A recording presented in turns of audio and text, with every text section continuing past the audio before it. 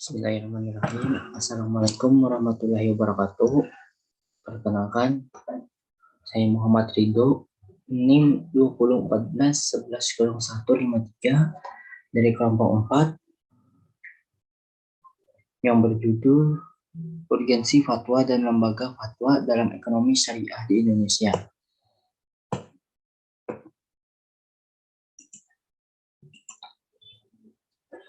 Di sini ada 4 poin pembahasannya. Yang pertama, pengertian fatwa, metode fatwa, faktor-faktor pengubah fatwa, fatwa tentang ekonomi syariah.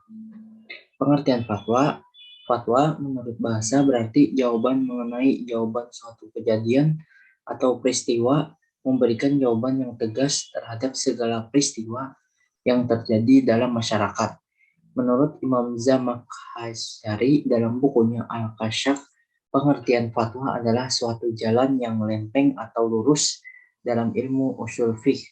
Fatwa berarti pendapat yang dikemukakan seorang mujtahid atau fikih sebagai jawaban yang diajukan peminta fatwa dalam suatu kasus yang sifatnya tidak mengikat. Ada pula yang mengartikan kata fatwa dalam 2 versi. Yang pertama, fatwa ialah keputusan atau pendapat yang diberikan oleh mufti tentang suatu masalah. Pengertian yang kedua, fatwa ialah nasihat orang alim atau pelajaran baik, petuah. Sedangkan fatwa menurut arti syariat adalah suatu penjelasan hukum syariat dalam menjawab suatu perkara yang diajukan oleh seseorang yang bertanya, baik penjelasan itu jelas atau ragu-ragu, dan penjelasan itu mengarah pada 2 kepentingan, yakni kepentingan pribadi dan kepentingan masyarakat banyak. Dasar hukum fatwa. Fatwa merupakan sebuah upaya ulama untuk merespon masalah yang dihadapi masyarakat yang memerlukan keputusan hukum. Dasar hukum adalah Al-Quran, hadis, dan ijtihad.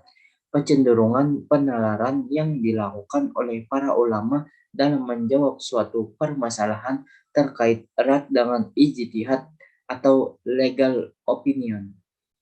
Sebagaimana firman Allah Subhanahu wa taala dalam Al-Qur'an surah An-Nahl ayat 43 yang terjemahannya, dan kami tidak mengutus sebelum kamu kecuali orang-orang lelaki yang kami beri wahyu kepada mereka, maka bertanyalah kepada orang yang mempunyai pengetahuan jika tidak mengetahui. Pihak-pihak pemberi fatwa yaitu mukhalaf muslim berkepribadian kuat, dapat dipercaya, suci dari sifat-sifat tercela, berjiwa kuat, berotak cemerlang, berpikiran tajam, bisa melakukan istinbat hukum, sehat jasmani dan rohani. Pembahasan yang kedua yaitu metode fatwa. Fatwa mempunyai kedudukan yang tinggi dalam agama Islam. Fatwa dipandang menjadi salah satu alternatif yang bisa memecahkan kebukuan dalam perkembangan hukum Islam. Hukum Islam yang dalam penetapannya tidak bisa terlepas dari dalil-dalil keagamaan atau an-nusyuh asy-syar'iyyah. Menghadapi persoalan serius ketika berhadapan dengan permasalahan yang semakin berkembang yang tidak tercover dalam nas-nas keagamaan telah berhenti secara kuantitasnya. Akan tetapi secara diametral permasalahan dan kasus semakin berkembang pesat seiring dengan perkembangan zaman. Oleh karenanya, dalam berfatwa harus tetap menjaga keseimbangan antara harus tetap memakai manhaj yang telah disepakati para ulama sebagai upaya untuk tidak terjerumus dalam kategori memberikan fatwa tanpa pertimbangan dalil hukum yang jelas, tapi di sisi lain juga harus memperhatikan unsur kemaslahatan dari fatwa tersebut sebagai upaya untuk mempertahankan posisi fatwa sebagai salah satu alternatif pemecah kebukuan dalam perkembangan hukum Islam.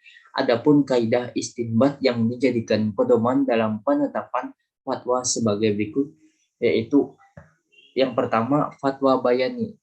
Metode ini dipergunakan untuk menjelaskan teks Al-Quran dan As-Sunnah dalam menetapkan hukum dengan menggunakan analisis kebebasan. Metode yang kedua yaitu metode ta'alili. Metode ini digunakan untuk menggali dan menetapkan hukum terhadap suatu kejadian yang tidak ditemukan dalilnya secara tersurat.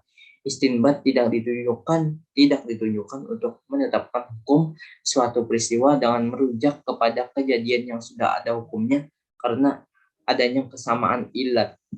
Metode yang ketiga yaitu metode istislahi.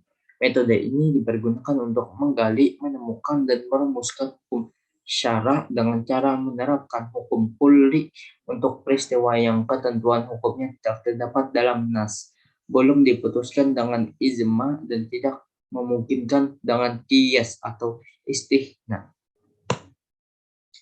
Materi yang ketiga yaitu faktor-faktor pengubah fatwa. Ada beberapa faktor yang merubah fatwa pada zaman sekarang, berbeda dengan zaman dulu. Yang pertama, perubahan tempat. Tempat di sini terdapat bermacam-macam. Tempat di pedesaan berbeda dengan perkotaan. Tempat yang bersuhu panas berbeda dengan yang bersuhu dingin. Perubahan iklim, tempat yang bercurah hujan tinggi berbeda dengan bercurah hujan rendah. Yang bersalju, tempat yang berpenduduk muslim mayoritas berbeda dengan yang berpenduduk muslim minoritas. Yang kedua, perubahan waktu. Yang dimaksud dengan perubahan waktu bukan perpindahan dari tahun tertentu kepada tahun yang lain, namun yang dimaksud adalah perubahan manusia seiringnya dengan waktu. Yang ketiga, perubahan kondisi. Kondisi yang sempit berbeda dengan kondisi yang lapang. Kondisi sehat berbeda dengan kondisi yang sakit. Pembahasan yang keempat yaitu fatwa-fatwa tentang ekonomi syariah. Yang pertama, fatwa tentang simpanan yaitu giro, tabungan, deposito. Fatwa tentang mudarabah yaitu pembiayaan mudarabah atau kirat, sertifikat investasi mudarabah antar bank atau sertifikat IMA. Akad mudarabah musyarakah. Yang ketiga, fatwa tentang musyarakah, pembiayaan musyarakah, pembiayaan rekening koran syariah musyarakah, musyarakah mutanafisah.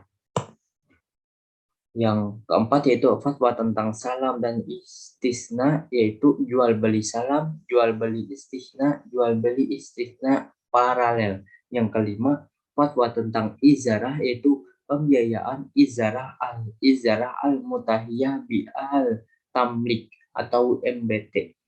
Ketentuan review izarah pada LKS. Mungkin itu saja bisa saya sampaikan penjelasan dari